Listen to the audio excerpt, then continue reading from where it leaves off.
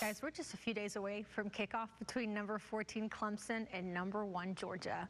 When they played back in 2021 to open the season, these teams looked very different. For one, that game ended with a 10-3 UGA win. Defense was the name of the game back then. As long as head coach Kirby Smart is in Athens, the Dogs will be good on defense. He's a defensive-minded coach, but probably not as good as they were that season. 5 defensive players from that team were drafted in the first round of the 2022 NFL Draft. It set a record. This year's defense is young. Michael Williams, Smile Mondon, and Malaki Starks are the vets of the group. You have one on the defensive line, another one in the linebackers room, and the last one leading the DBs.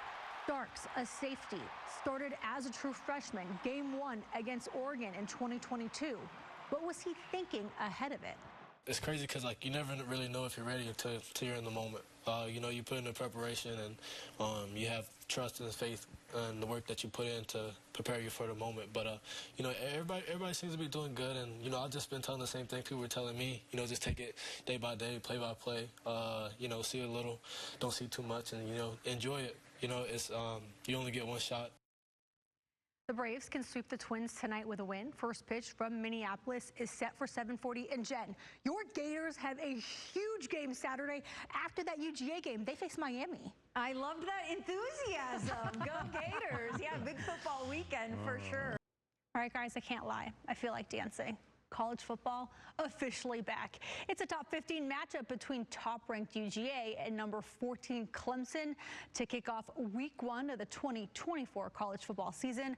The last time these two met, it was game 1 of the 2021 season. I remember it well. The Dogs would go on to win their first national championship since 1980. All eyes on Carson Beck in his second full season as UGA's quarterback.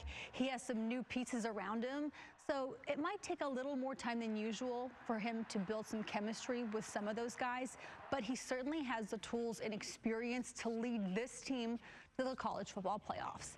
Even though he didn't play the last time the Dogs and Tigers squared off, he remembers a lot about that game that ended in a 10-3 win for the Dogs. It's a crazy game, first off. I mean, we didn't, by crazy, I mean, there wasn't much offense involved in that game. I think it was 10-3, if I'm correct. I mean, really good defenses. I remember their defense being really good that year.